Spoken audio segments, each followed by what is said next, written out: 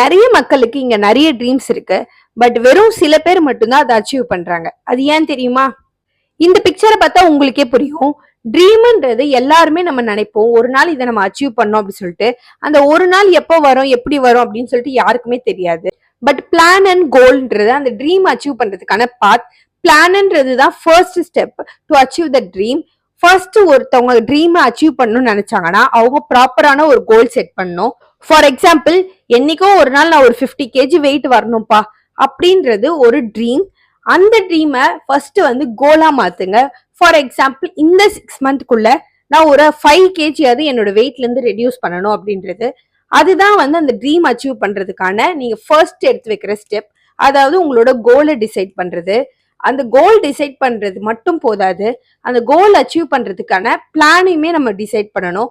So பிளான்ன்றது everyday அந்த கோலை நீங்க அச்சீவ் பண்றதுக்கு நீங்க என்னெல்லாம் பண்ண போறீங்க அப்படின்றது. ஸோ அந்த 5 kg நீங்க கம்மி பண்ணும் அப்படின்னா உங்க ஃபுட் ரொட்டீன் நீங்க எப்படி மாத்த போறீங்க, நீங்க எவ்வளவு நேரம் எக்ஸசைஸ் பண்ண போறீங்க, ஒன் டே நீங்க எப்படி இருக்க போறீங்க, நீங்க எவ்வளவு நாள் ஜங்க் கட் பண்ண போறீங்க. ஸோ அந்த கோலை அச்சீவ் பண்றதுக்கு நீங்க டெய்லி என்னென்ன பிளான்ஸ் வந்து கடைபிடிக்க போறீங்க அப்படின்றது, நீங்க எவ்வளவு நாள் ஜங்கை கட் பண்ண போறீங்க, நீங்க டெய்லி ஃபுட் ரொட்டீன் எப்படி எடுத்துக்க போறீங்க, அண்ட் நீங்க எவ்வளவு நேரம் எக்ஸசைஸ் பண்ண போறீங்க. ஸோ இதுதான் அதோட பிளான்.